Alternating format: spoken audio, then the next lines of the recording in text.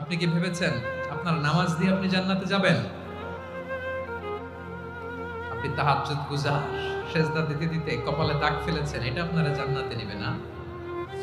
আপনি এলাকার সবচেয়ে বড় হাতেম তাই দানশীল, এই দানের ভরসায় বসে আছেন কুশ্চিন কালো ভাব। আমাদের নামাজ, আমাদের রোজা, আমাদের ইবাদত, এগুলোকে মিজানের পাল্লায় উঠালে কোনো ওজনই হবে না। তবে আমাদের একটা কৌশল জানা আছে, আমরা আল্লাহর রহমতের ভিখারি। আমরা সেদিন আগেই গুনার স্বীকৃতি দিয়ে দেব। আমরা বলবো, আল্লাহ তুমি প্রশ্ন করার আগে তোমার একটা কথা বলি, আমারে কিছু জিজ্ঞেস করো না, আমি সব করেছি।